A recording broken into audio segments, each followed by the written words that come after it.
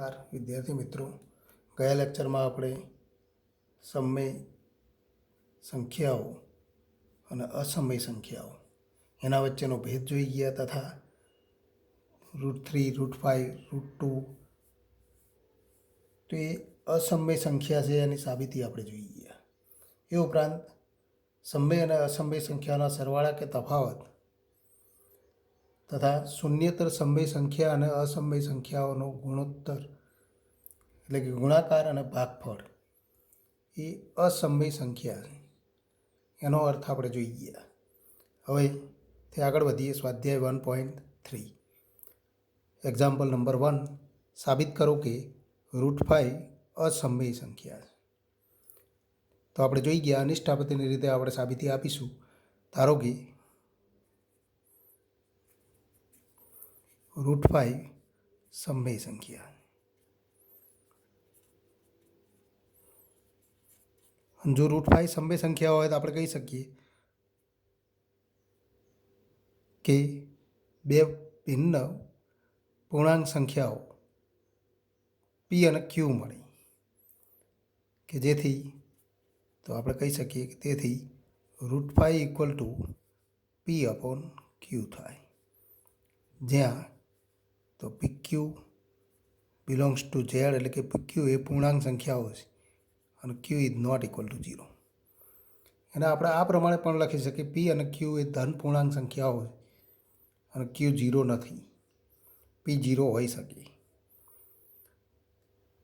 તો √5 p/q। હવે p અને qમાં જો કોઈ અવયવ સામાન્ય હોય તો તથા જો p અને q માં કોઈ સામાન્ય અવયવ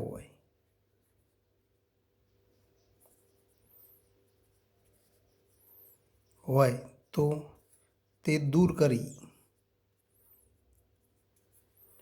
તેનું ન્યૂનતમ સ્વરૂપ આપણે લખીશું। દૂર કરી √5 a/b સ્વરૂપે લખી શકાય।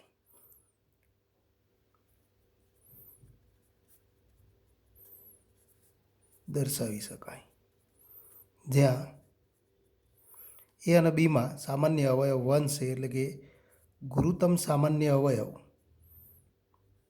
ab ગુસા ab = 1 થાય। આ રીતે લખી દો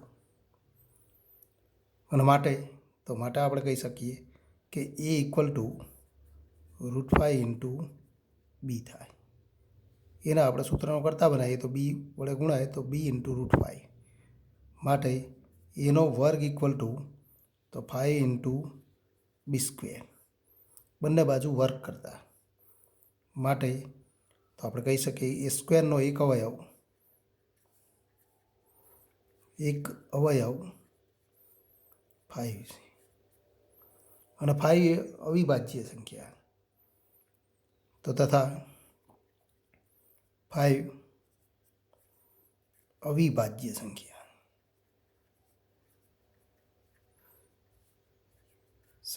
હોવાથી આપણે કહી શકીએ પ્રમેયથી આપણે કહી શકીએ કે એનો એક અવયવ 5 થાય। એનો અર્થ કે પ્રમેયથી આપણે કહી શકીએ a²નો એક અવયવ 5 છે, એનો અર્થ કે a² એ 5 વડે વિભાજ્ય છે, માટે એ પણ 5 વડે વિભાજ્ય થાય। તો માટે તો એ 5 વડે વિભાજ્ય થાય, તો એ 5 વડે વિભાજ્ય થાય માટે તો એવો કોઈ ધન પૂર્ણાંક એટલે કે અનઋણ પૂર્ણાંક k મળે કે a = 5k, જ્યાં તો k કોઈ પૂર્ણાંક મળે અને માટે a = 5k તો આપણને મળે। તો ફરી એની કિંમત આમાં લખી દો તો a² એટલે કે તો 25k² = 5b², આને આપણે પરિણામ નંબર 1 કહીએ। તો અહીંયા આપણે લખી શકીએ કારણ પરિણામ નંબર 1થી। તો પરિણામ 1માં એની કિંમત 5k લખતા તો આપણને આવું સ્વરૂપ મળે, ને આવું સ્વરૂપ મળે તો ફરી આપણે લખી શકીએ કે b² = 5 વડે ભાગો તો 5k²।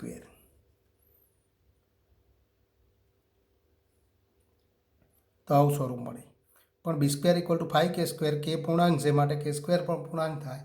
તો આપણે કહી શકીએ કે માટે b² એ 5 વડે વિભાજ્ય, અને b² 5 વડે વિભાજ્ય થાય તો માટે તો b એ 5 વડે વિભાજ્ય થાય પ્રમેયથી।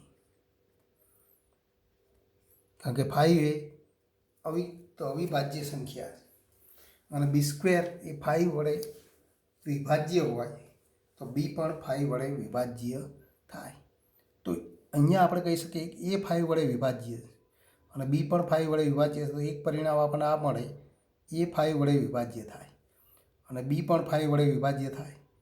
માટે આપણે કહી શકીએ કે a અને bનો એક સામાન્ય અવયવ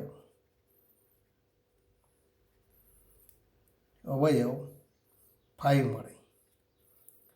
તો એક તો અવયવ 5 સામાન્ય મળે, એ સિવાય બીજા અવયવ હોઈ શકે, પણ આપણે એક અવયવ તો મેળવી શકીએ, અને એક અવયવ મેળવી શકીએ છીએ એનો અર્થ કે માટે તો ગુસા AB ≠ 1, તો માટે તો ગુસા AB એ 1 હોઈ શકે નહીં, જે તો ગુસા AB = 1 થી વિરુદ્ધ પરિણામ મળે।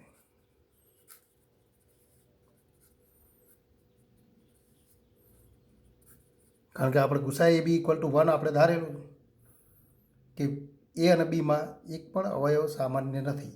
કારણ કે p/q સ્વરૂપ મળે તો એમાં કેટલાક અવયવ સામાન્ય હોય, પણ આપણે એવી સંખ્યાઓમાં તો સામાન્ય અવયવ દૂર કરી એનું ન્યૂનતમ સ્વરૂપ રજૂ કરીએ ત્યારે a અને b તો એમાં એક પણ ઘટક સામાન્ય હોઈ શકે નહીં, અને સામાન્ય અવયવ ન હોઈ શકે તો એનો ગુસા 1 થાય, અને એ તો અહીંયા મળતા પરિણામથી વિરુદ્ધ પરિણામ, એનો અર્થ કે માટે તો અહીંયા તો વિરુદ્ધ પરિણામ મળે છે, એટલે કે અહીંયા તો વિરોધાભાસ ઉત્પન્ન થાય છે। માટે આપણે કહી શકીએ માટે આપણી ધારણા ખોટી છે। તો આપણી ધારણા એટલે કે તો માટે આપણી ધારણા ખોટી, પણ આપણી ધારણા કઈ હતી કે √5 તો સમમેય છે, માટે તો √5 સમમેય નથી, એટલે કે √5 એ અસમમેય છે। તો અસમમેય સંખ્યા કોઈ પણ અવિભાજ્ય સંખ્યાનું વર્ગમૂળ અસમમેય સંખ્યા સાબિત કરવાની હોય તો એના માટે આ રીતે આપણે સાબિતી આપીશું। હવે એથી આગળ વધીએ એક્ઝામ્પલ નંબર, તો એક્ઝામ્પલ 3, ત્રીજા નંબરનો એક્ઝામ્પલ જોવું। નીચે દર્શાવેલ સંખ્યા અસમમેય છે તેમ સાબિત કરો। નીચે દર્શાવેલ સંખ્યા અસમમેય તેમ સાબિત કરો। પહેલી સંખ્યા છે 1/√3, અને ત્રીજા નંબરનું પરિણામ જોઈએ 6 + √2। તો અહીંયા સાબિતી તો જવાબ નંબર 1, તો નંબર 1 એની સાબિતી જોઈએ। અહીંયા આપણને આપેલું છે એક અસમમેય સંખ્યા છે 1/√3 અસમમેય છે એમ સાબિત કરો। તો આપણે ધારી લેવાનું કે ધારો કે 1/√3 સમમેય સંખ્યા, અનિષ્ટા પ્રતિનિધિત્વનો ઉપયોગ કરીએ છીએ, માટે તો 1/√3 = તો a/b, તો a/b કોઈક પૂર્ણાંક ab માટે આવું થાય, b ≠ 0।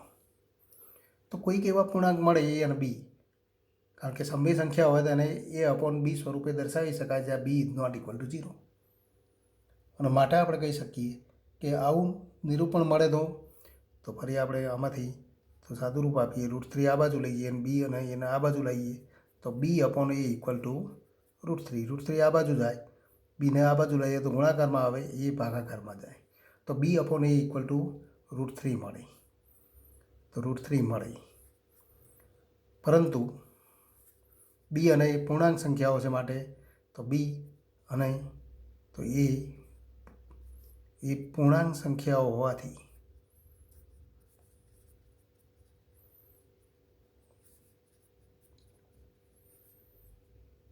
અહીંયા બી નોટ ઇક્વલ ટુ 0, બી 0 નથી તો એ પણ 0 ના હોઈ શકે, કારણ કે તો 1/√3 ઇક્વલ ટુ a/b, તો આપણે કહી શકીએ પૂર્ણાંક સંખ્યાઓ હોવાથી તથા એ તો અહીંયા એ પણ 0 નથી માટે જ એ વડે ભાગી શકાય. તો આ આપણને જે સ્વરૂપ મળે છે આમાં આપણે કહી શકીએ કે બી તો 0 નહોતો તથા તો જ્યાં એ પણ 0 નથી અને એ પણ 0 નથી તો એ બી અને એ પૂર્ણાંક સંખ્યાઓ છે. બી અપોન એ જ્યાં એ નોટ ઇક્વલ ટુ 0 હોવાથી બી અપોન એ સમય સંખ્યા, અને બી અપોન એ સમય સંખ્યા છે એનો અર્થ કે ઇમ્પ્લાઇઝ, તો માટે અહીંયા આપણે માટે લખીશું, ઇમ્પ્લાઇઝનો ઉપયોગ નહીં કરીએ, માટે તો √3 સમય સંખ્યા. કેમ કે B upon A equal to √3 અને √3 સમય સંખ્યા છે અને √3 સમય સંખ્યા હોવાથી તો અહીંયા આપણને સમય સંખ્યા મળે પણ √3 તો સમય સંખ્યા નથી, તો આપણે કહી શકીએ જે √3 અસમય તે તથ્યનો વિરોધાભાસ મળે. માટે આપણે કહી શકીએ માટે તો આપણી ધારણા ખોટી, અને આપણી ધારણા ખોટી છે માટે તો 1/√3 કેવી સંખ્યા છે, તો અહીંયા આપણે કહી શકીએ કે સમય સંખ્યા નથી, એટલે કે તો અસમય સંખ્યા છે, અસમય સંખ્યા, તો એમ સાબિત થાય.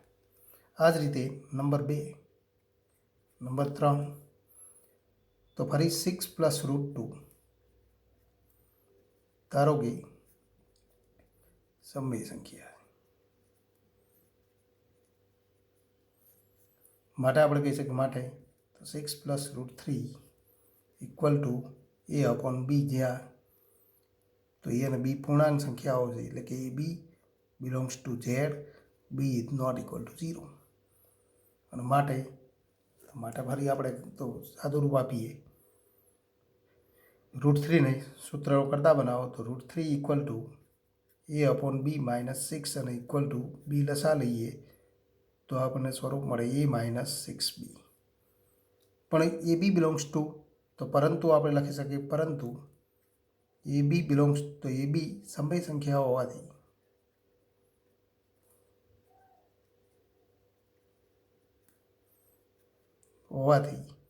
તો a - 6b અપોન બી સમય સંખ્યા થાય, તો આ પણ સમય સંખ્યા થાય.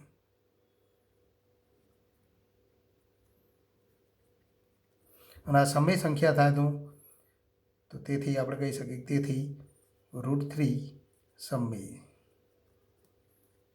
તો √3 પણ સમય સંખ્યા થાય, પરંતુ જે √3 અસમય હોવાના તથ્યનો વિરોધાભાસ મળે,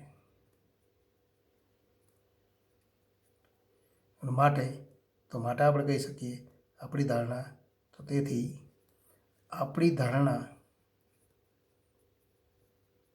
ખોટી,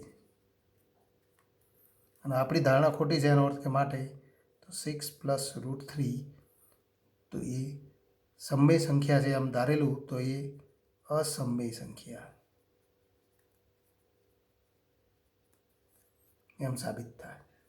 તો ટૂંકમાં સાબિતી માટે તો દરેક તો સમય કે અસમય સંખ્યાઓ સાબિતીમાં આપણે અનિષ્ટાપતિની રીતનો ઉપયોગ કરવાનો છે. સમય સંખ્યાઓ તેનો અગાઉ પણ આપણે તો કેટલીક ચર્ચા કરી ગયા કે સમય સંખ્યાઓ એનો અર્થ કે તો કોઈ પણ સંખ્યાને જો p/q સ્વરૂપમાં દર્શાવી શકાય, જ્યાં p અને q પૂર્ણાંક હોય અને q is not equal to 0, ત્યારે આપણે કહી શકીએ કે એ સંખ્યા સમય સંખ્યા થાય. પણ સમય સંખ્યાના દશાંશ નિરૂપણ ઉપરથી આપણે કહી શકીએ કે સમય સંખ્યાનું દશાંશ નિરૂપણ એ શાંત હોય અથવા અનંત અને આવૃત હોય. એનો અર્થ કે એથી વિરુદ્ધ પરિણામ સત્ય હશે. એનો અર્થ કે જો કોઈ સમય સંખ્યા આપણને આપેલી હોય અને એવી અથવા કોઈ સંખ્યા આપણને આપેલી હોય, જો એનું દશાંશ નિરૂપણ શાંત હોય અથવા અનંત અને આવૃત હોય તો એ સંખ્યા તો સમય સંખ્યા થાય. અને સમય સંખ્યાનું તો દશાંશ સ્વરૂપમાં મળતું નિરૂપણ શાંત અથવા અનંત અને આવૃત હોય. પણ તો કોઈ પણ આપેલી સમય સંખ્યા માટે એનું દશાંશ નિરૂપણ શાંત ક્યારે મળે અને અનંત અને આવૃત ક્યારે હોય, તો એનો અર્થ આપણે મેળવવો.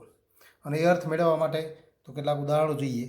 તો અહીં કેટલીક સંખ્યાઓ જોઈએ કે સમય સંખ્યાનું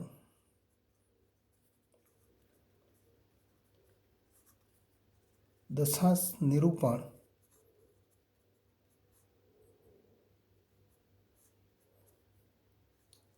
શાંત ક્યારે થાય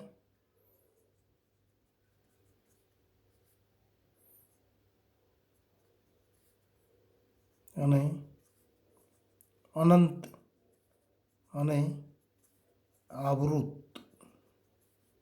ક્યારે મળે, એનો અર્થ આપણે સમજવો. તો એના માટે કેટલીક સંખ્યાઓ આપણે જોઈએ કે કેટલીક શાંત દશાંશ સ્વરૂપમાં દર્શાવેલી સંખ્યાઓ લઈએ કે તો અહીંયા આપણે કેટલીક સંખ્યાઓ લઈએ 0.375. તો આ શાંત નિરૂપણ દર્શાવે. અને શાંત નિરૂપણ દર્શાવે છે એને આપણે દર્શાવી શકીએ કે તો આ પહેલી સંખ્યા આપણે લઈએ કે 0.375 અને ઇક્વલ ટુ તો આપણે લખી શકીએ 375/1000.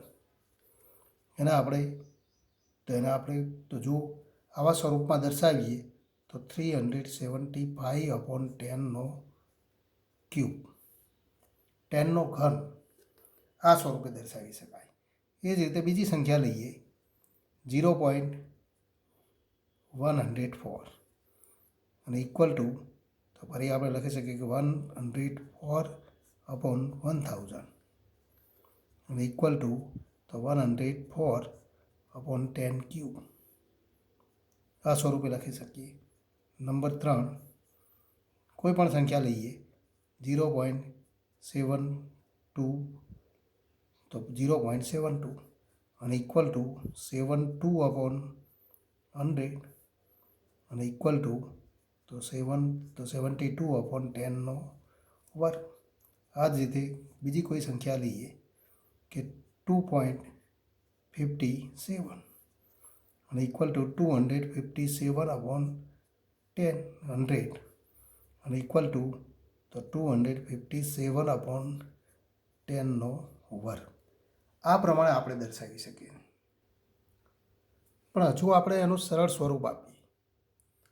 સ્વરૂપ આપીએ તો 375 એટલે કે 125 × 3.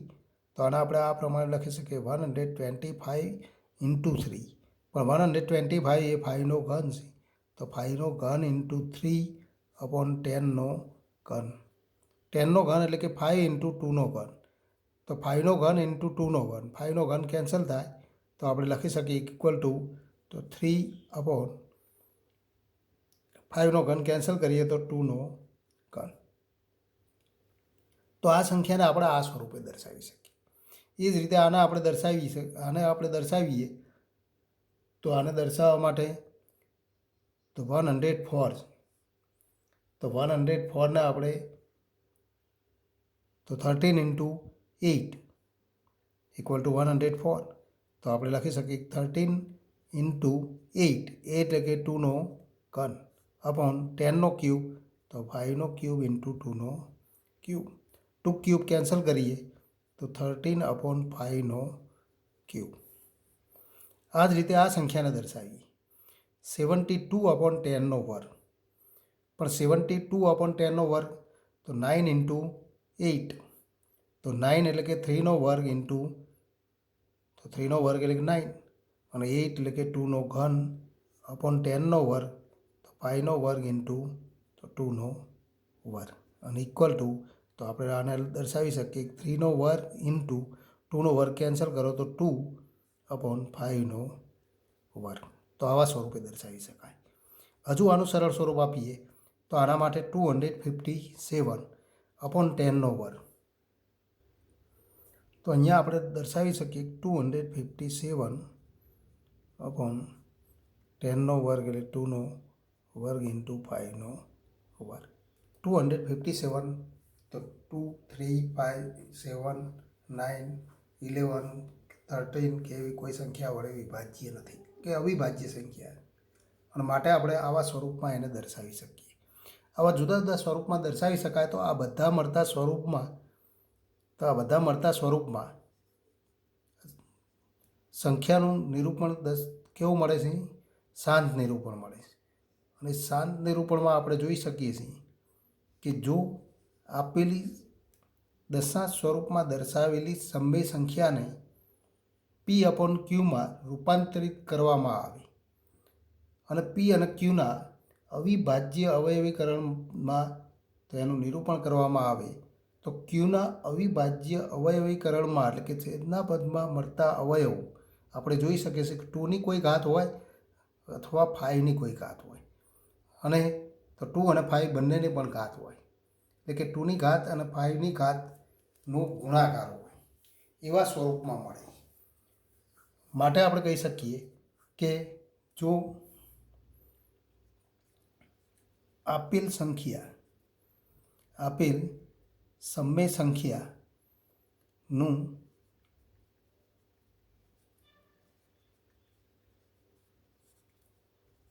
દશાંશ નિરૂપણ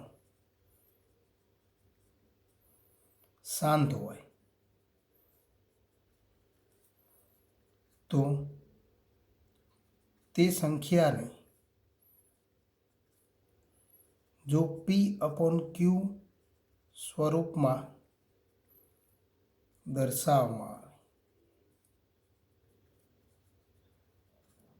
આવે તથા P અને Qના અવિભાજ્ય અવયવીકરણ મેળવવામાં આવે,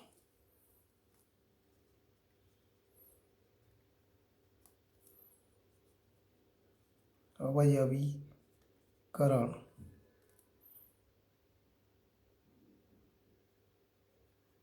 સ્વરૂપે દર્શાવવામાં આવે, તો અહીંયા એનું અવયવીકરણ કરીએ તથા જો અંશ અને છેદમાં, તો જો અંશ અને છેદના, તો અહીંયા આપણે પહેલાં સંખ્યાના આ સ્વરૂપે દર્શાવી છે. અવિભાજ્ય અવયવીકરણ અંશ અને છેદનું મેળવી દઈએ તો એમાં સામાન્ય અવયવ, તો છેદના સામાન્ય અવિભાજ્ય અવયવો દૂર કરવામાં આવે.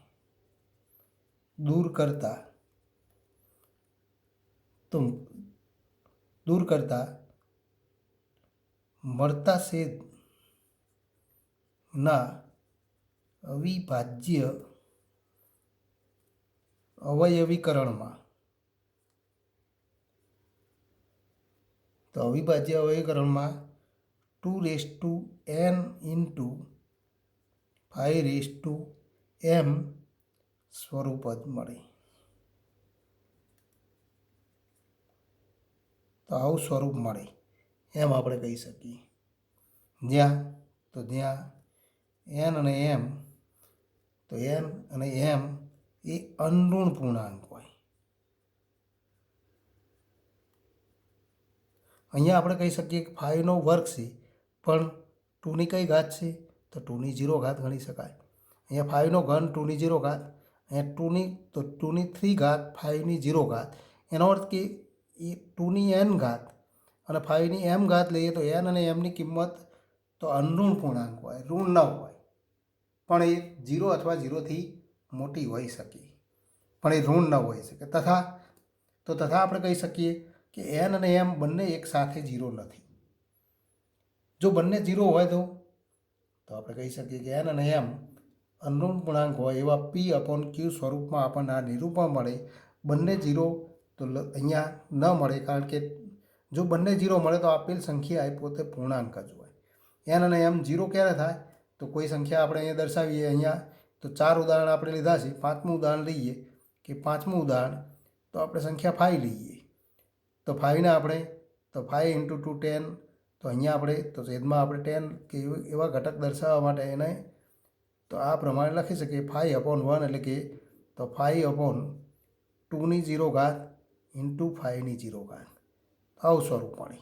તો એ મળતું સ્વરૂપ એ પણ તે દશાંશ સ્વરૂપમાં તો એનું નિરૂપણ નથી, પણ પોતે પૂર્ણાંક છે, એને 5.0 આપણે લખી શકીએ. તો એ કિંમત મળે ક્યારે? n અને mની કિંમત બંનેની કિંમત એક સાથે 0 હોય ત્યારે આપેલ સંખ્યા પોતે તો પૂર્ણાંક સ્વરૂપમાં હોય. એ દશાંશ સ્વરૂપના નિરૂપણમાં 5.0 તો એવા સ્વરૂપે આપણે એને દર્શાવી શકીએ કે 3.0 કે આપેલી પૂર્ણાંક 0.0 જે સંખ્યા આપણને આપેલી હોય એ સ્વરૂપે દર્શાવી શકાય. તો આપણે જોઈ ગયા કે સમય સંખ્યાનું નિરૂપણ શાંત નિરૂપણ હોય તો આવું સ્વરૂપ મળે, અને આથી વિરુદ્ધ પણ સત્ય છે. એટલે કે આનો ઉલટાવવામાં આવે.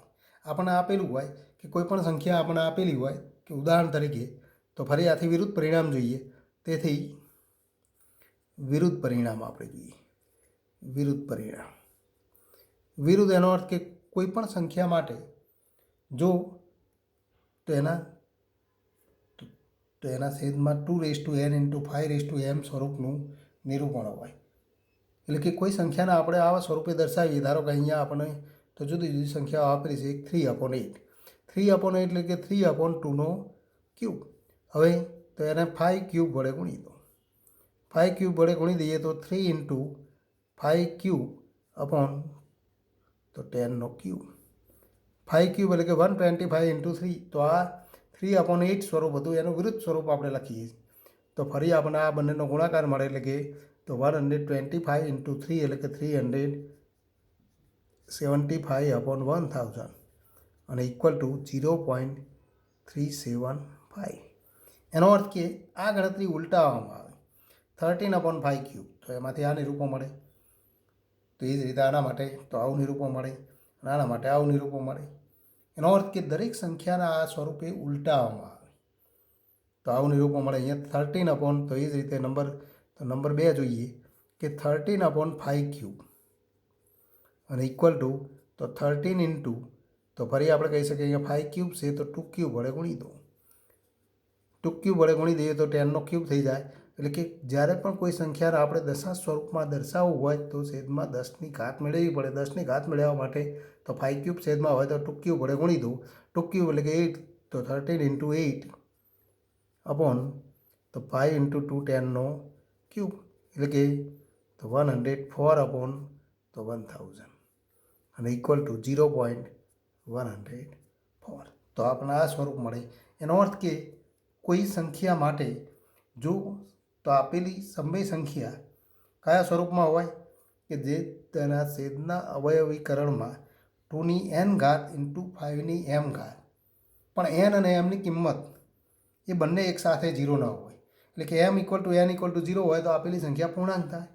પણ જો એ 0 ન હોય તો એ સમય સંખ્યાનું તો દશાંશ સ્વરૂપમાં મળતું નિરૂપણ કેવું હોય?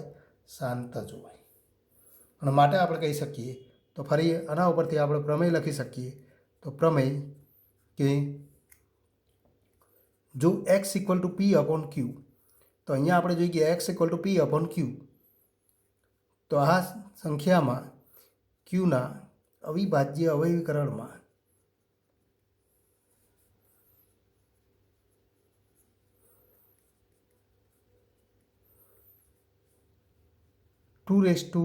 n × 5m, તો 2n × 5n તેવા તો અવયવો આપણને મળતા હોય એટલે કે અવિભાજ્ય અવયવીકરણ આ સ્વરૂપમાં હોય.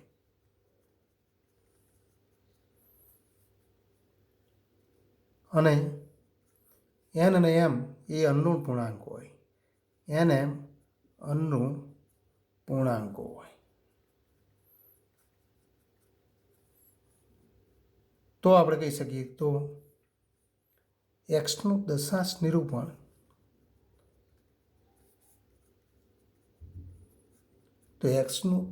નિરૂપણ કેવું હોય? શાંત હોય.